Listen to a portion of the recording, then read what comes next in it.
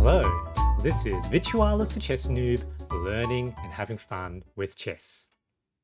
This is the first video in a new series, Chess Noob Game Review, where the focus will be on how a game, whether I win or lose, could have been improved.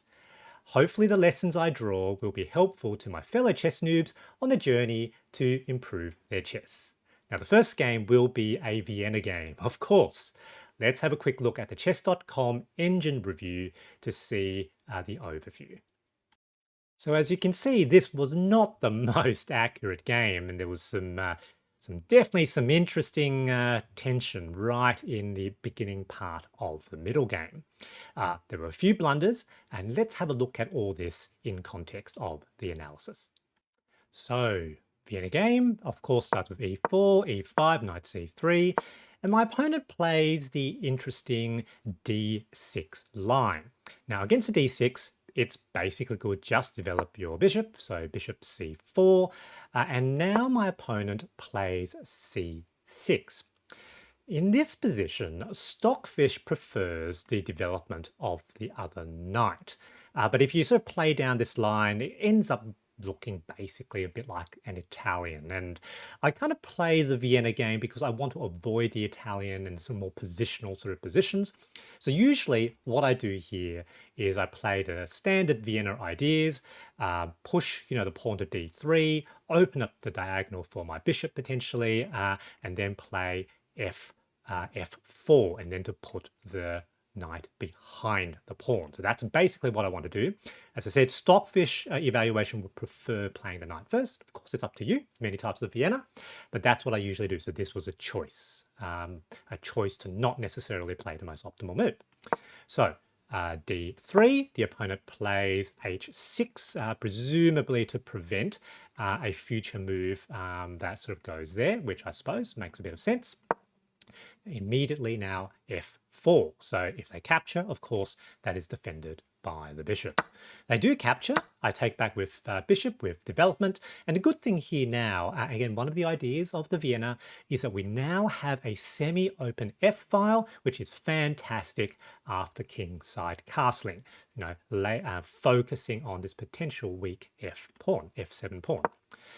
They develop their knight. I give my knight now to f3, all looking good. And now the opponent plays bishop to g4, ostensibly pinning the knight to the queen. Now this, according to Stockfish, is a mistake. Basically +2. And the reason why it's a potential mistake is that white has an opportunity to now attack the bishop. So what might that look like? So this would be, of course, h3, attacking the bishop right away. Now, it might be hard to believe, but Stockfish reckons that the best move here for black is undeveloping the bishop all the way to c8. So, the bishop can go to a number of other squares, of course. It can potentially go here, it can potentially go here. So this is actually potentially quite a good square, or it could also potentially go back to d7 as well. The engine actually recommends going all the way back to c8. Now, the challenge is that if the bishop goes to h5, there's a potential, ongoing forward attack with the pawn, and eventually the bishop ends up getting trapped and getting traded, and this often ends up being some damaging of black's pawn structure, so it's actually not that great.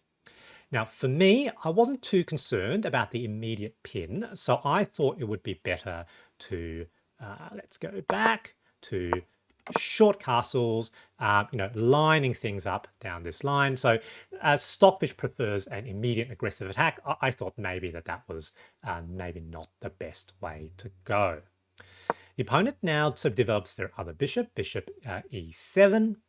And again here, there's an opportunity to chase the bishop. And I do that. So optimally, if they take, that allows me to develop the queen, and now the rook and queen are in a battery facing the f-pawn, which will be fantastic.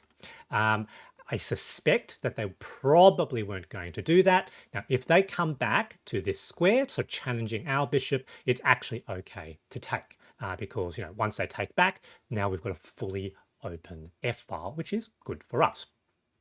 Now the opponent drew the bishop back to h5, which actually isn't the most optimal move. Stockfish again wants us to immediately chase the bishop. Now, I opted not to do that. So if you look at sort of the Stockfish line, what Stockfish can see is that there's an ongoing attack chasing that bishop, and it ends up being okay.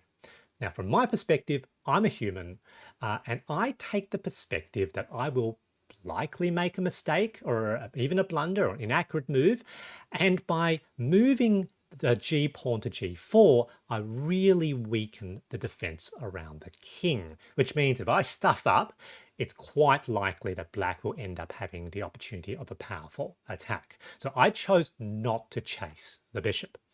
Instead, I decided to slip the queen over to e1. The idea is that I'll be able to bring the queen to g3, facing that pawn, and also meaning that if the king ends up in that position after castling, that pawn will be pinned. So I thought that was potentially a pretty good move. Now, Stockfish didn't particularly like that move. It calls it an inaccuracy or a mistake, but it's actually the third or fourth best move, and the ratings are actually pretty close. So I thought that was potentially fine. The opponent now does, in fact, short castles, which is what I expected them to do, and now queen to g3. So that was the strategy. Pinned, which means the bishop takes, and there's a potential mate threat, so they need to do something about that. The opponent now brings their bishop back, and if you look at Stockfish, it calls it a mistake, plus 2.5. Now, the thing I didn't recognize here is that this, well, I knew that this pawn was pinned, but I didn't quite carry through the implications. So why did the opponent move the bishop here? They moved it here so that this wouldn't be possible because the pawn is no longer pinned. But the reality is that that bishop is hanging. It looks like it's defended, but it's not because the f7 pawn is pinned. I could straight up take that bishop. I did not see that actually for a few moves, and this is where we're going to get that series of blunders actually. So I played a knight to h4, thinking that I had now an attack. However, this is a bit illusory, and in fact, it's a blunder. There we go, back to equality, because the opponent now has this move, which Stockfish also calls a blunder, actually, because, you know, this problem still exists. But they've now got the attack on the queen, and there's also this battery with a discovered attack on the knight. So I have hung this knight. This knight is basically gone. Now, I could take that bishop this turn. However, because I still hadn't cottoned on and seen this yet, you know, I've basically just straight up now lost that knight. Now, this was basically the kick up the bum that I really needed to wake up effectively. I knew here that I just straight up lost that piece. Obviously, I can't take that back because that's defended by the queen, of course. And at this point, when I looked at the position more carefully, I recognized, wait a minute, that is pinned. This is not defending the bishop. That bishop is hanging. I could just straight up take it. But then I saw something a little bit more evil. Obviously, the opponent played this move on the assumption that they were preventing this move, making this move impossible. So they're still going to think that that is impossible. Now, I thought I was in a losing position, objective evaluation here in the game, and, you know, Stockfish agrees. If you look at the Stockfish evaluation, it's almost -3. And so, you know, -3, -5, -6, it doesn't really matter. You're still losing. And so I came up with what I thought was a psychologically brilliant idea, probably objectively bad, but I thought I could take. And if I take and they capture back, they've actually stripped the defense of that king because that bishop is not actually defending that king, and that will come with check. So that's what I did. I captured sort of a Greek gift, looking like I was doing sort of a desperate move because I was losing. You will see Stockfish didn't like that move, but they capture. They didn't see the fact they weren't defending, and you can see the evaluation now is almost plus 13. That's how bad that move was. So it was a trap. I now capture that bishop, which comes with check. I've got 1, 2, 3 attackers on this pawn. I am basically winning them, and I decided, and I thought there probably is a checkmating net there. So they blocked, which was clever, but I can capture. They basically need to, of course, capture back, because otherwise that will be checkmate next turn. So they have to capture. Capture now with bishop, which is a check. They bring the king over.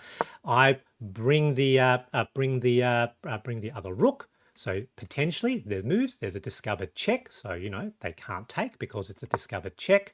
There we go. And this is where my brain switched off again. So the opponent, plays another knight move, and when I looked at this afterwards, I immediately saw, yep, that's a straight up, mate in one. That's checkmate.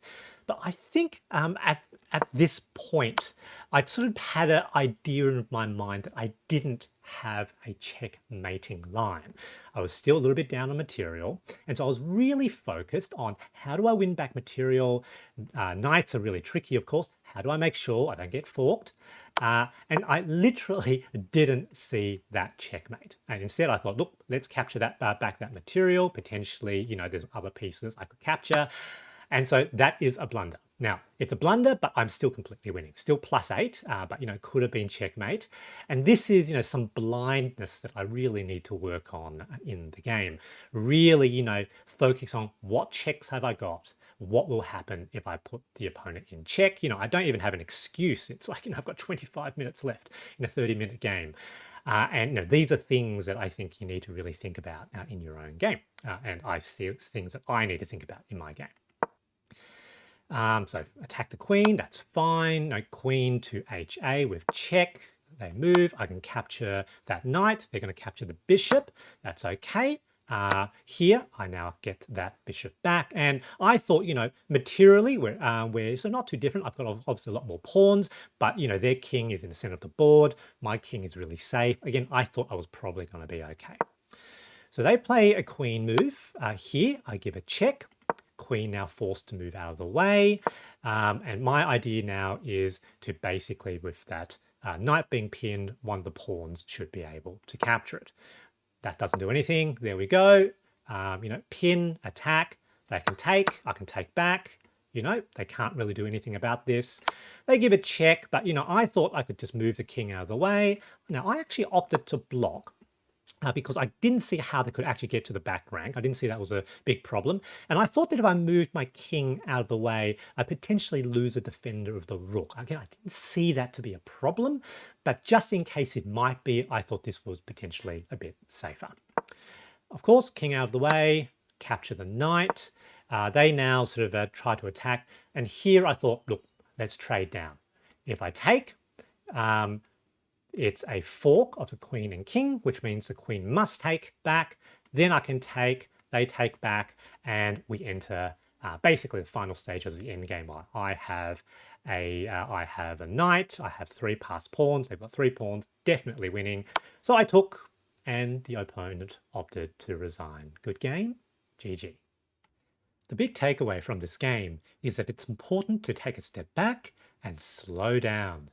Look for checks and calculate the effects of those checks. I hope you enjoyed this video, and thanks for watching.